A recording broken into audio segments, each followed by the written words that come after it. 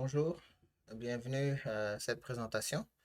Bienvenue au Gomas Tech Pool. Et aujourd'hui, je compte initialiser la séance de formation de 2023 du 10 semaines qui commenceront en janvier 2023.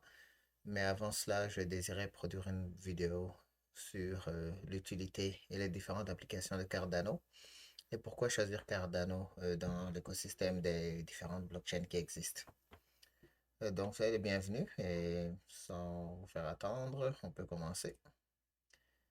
Donc, on choisit Cardano, mais cela a une base, c'est que c'est lié à un problème qui est d'abord réel dans certains pays, par exemple en Afrique, la désappropriation euh, est du domaine politique. On le voit beaucoup dans les pays sous-développés, mais même dans les pays qui sont développés. Par exemple, lors du conflit Ukraine-Russie, on a vu des compagnies russes, des propriétaires russes être désappropriés de leurs biens, fameusement Chelsea, par exemple en Angleterre, le club de football. Dans les pays sous-développés, ça se passe de manière quotidienne. Donc, selon le régime qui est en place, vous pouvez soit être désapproprié de vos biens, carrément. euh, Votre entreprise peut être nationalisée, vos biens peuvent être réquisitionnés, différents motifs, mais de manière générale, les motifs ne sont pas valables. La solution est une compromission donnée, soit vous faites amener au pouvoir au régime en place, ou bien carrément vous abandonnez vos valeurs, ou bien vous restez dans un pays où vous vous sentez toujours dominé par un pouvoir supérieur. Donc c'est ça la réalité. La migration, elle est visible, on le voit à la télé, mais c'est que depuis tous les temps, les humains ont toujours bougé, donc elle est visible. Il y a des sursauts nationalistes, certaines personnes qui s'imaginent que leur pays est pratiquement le premier au monde. Non, il y a eu beaucoup plus de grands pays. Et la plupart ont fini par disparaître ou bien se reconfigurer. On a vu la Rome ancienne qui était assez puissante, mais qui à ce jour n'existe pratiquement plus. Et pourtant, elle était aussi puissante que tout pays qui existait en ce temps-là. Donc la migration, c'est un fait social naturel qui continuera. Et c'est un problème pour certains parce que elle peut être imprévue et vous vous déplacez et vos biens restent, eux, ne se déplacent pas et cela peut causer un problème. Il y a d'autres problèmes aussi du point de vue rapidité des transactions. Dans ce monde-ci, on est déjà habitué à l'instantanéité des transactions. On désire que tout se fasse vite. Mais des fois, même lorsque c'est possible, les transactions financières, des fois, ne se font pas vite par gain. Ce n'est pas que la technologie ne le permet pas. Par exemple, vous verrez aujourd'hui les banques qui disent qu'elles ne fonctionnent pas, ne travaillent pas le week-end. Mais pendant le week-end, le taux d'intérêt continue à croître. Donc, un taux d'intérêt qui est d'un prêt qui a été offert un vendredi. L'intérêt aura accru même le samedi et le dimanche, mais on vous dira que la banque ne fonctionne pas le samedi et le dimanche. Donc, c'est souvent des motifs.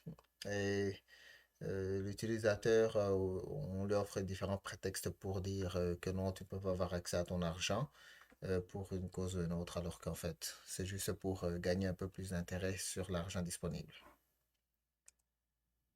Qu'offre la blockchain et Cardano en général? Donc, la blockchain, c'est une notion de sécurité, mais surtout de propriété. Donc, vos clés, vos biens, comme ils disent. La crypto permet de garder possession de ses biens. Donc, ça résout le problème des appropriations et les gouvernements corrompus ne peuvent pas vous exploiter. Donc, ils ne peuvent pas dire que vos biens leur appartiennent ou bien que vos biens dépendent de leurs humeurs. Et à la liberté de destination, dans la crypto, il n'y a pas de frontières. Donc, que vous voyagiez ou bien que vous fuyiez un conflit, votre portefeuille demeure actif et joignable, que vous soyez du Congo, que vous vous orientez vers la Syrie ou que vous quittez la Chine vers je ne sais quel pays, l'Amérique latine. Votre portefeuille, tant que vous avez vos clés, vous pouvez payer en crypto où que vous soyez, quelles que soient les frontières. Donc, vos ressources sont accessibles là où vous serez vous-même. Une autre solution qu'apporte la blockchain, c'est la rapidité et aussi la considération. La rapidité en termes de transactions, beaucoup de blockchains offrent des transactions instantanées. Vous pouvez acquérir aussi des biens de manière instantanée, par exemple un NFT, un non-fungible token qui représente un billet de concert. vous est transmis instantanément et vous le possédez. Vous pouvez aller au guichet et le présenter. Ce serait un jeton valable d'accès.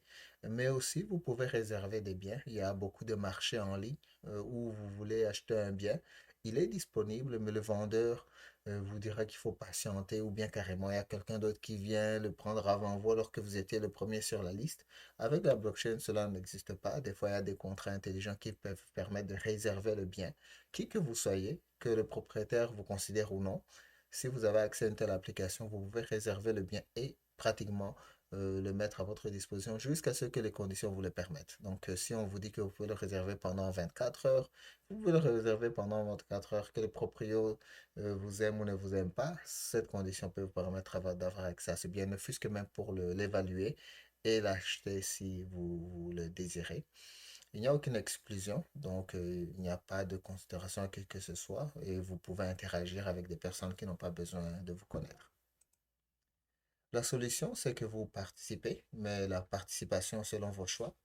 Dans la crypto ou dans la blockchain, il y a beaucoup de spéculation monétaire, dit-on. Je mets entre guillemets monétaire parce que, en fait, tout ce qui est un tutoriel pareil ou une vidéo pareille n'est pas du domaine financier. Ce n'est ni un conseil financier ou un conseil de spéculation parce que cela est imprévisible et cela ne constitue pas au juste l'utilité de la blockchain et le gain facile au juste n'existe pas.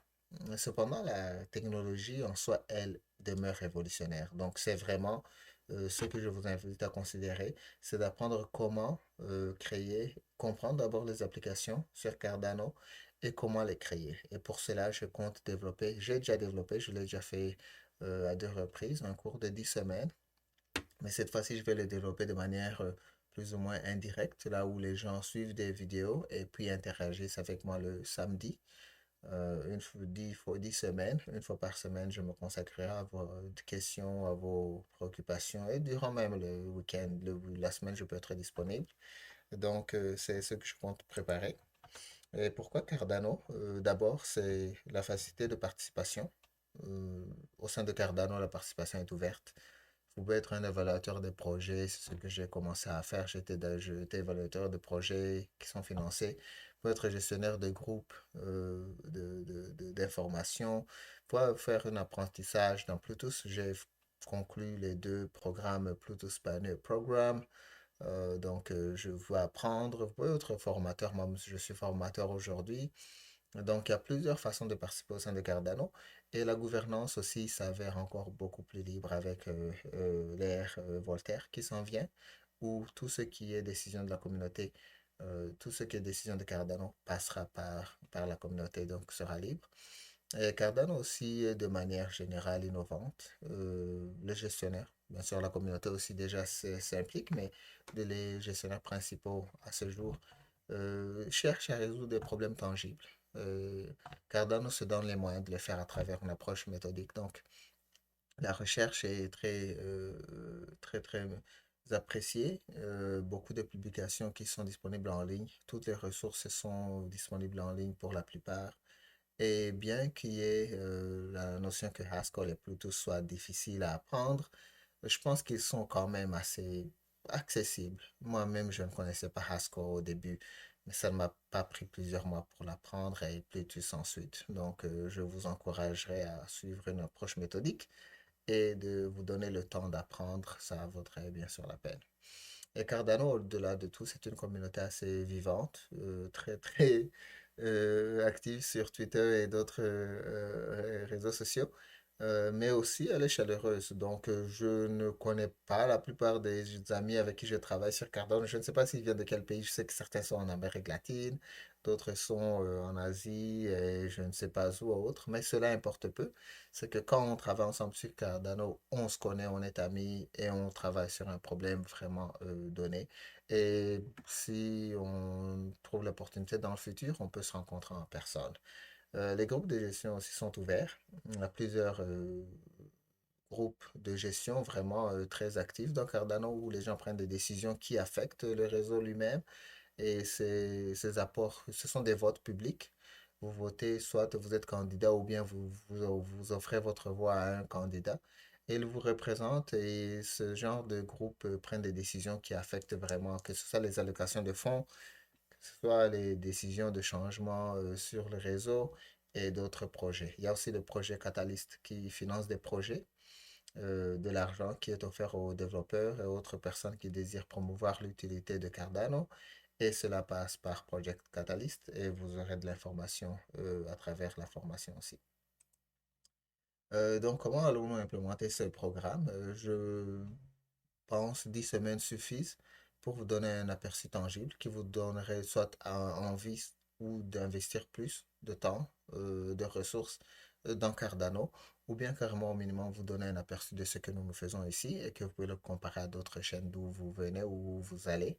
Et je sais qu'il y a beaucoup de chaînes dans la blockchain, il y a beaucoup de réseaux et cette formation de 10 semaines vous permettrait d'avoir au moins une connaissance assez relativement bonne sur ce qui se développe sur Cardano.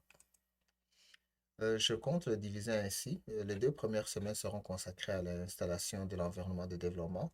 Donc, on a un programme, une application X et un noyau, plusieurs noyaux Cardano que nous allons développer, celui de mainnet, le réseau principal, et un réseau testnet au minimum. Et cela prendrait 2 semaines le temps d'apprendre. Au bout de 4 semaines, on aura aussi discuté sur Haskell. Je vous donnerai plus ou moins un parcours à suivre pour apprendre Haskell. Ça vous prendra plus que 4 semaines pour apprendre Haskell, mais au minimum, je vous guiderai comment procéder pour apprendre Haskell et on fera une introduction à Plutus. Après avoir introduit Plutus, au bout de 6 semaines, on ferait des applications qui comparent le Datum et le Redeemer.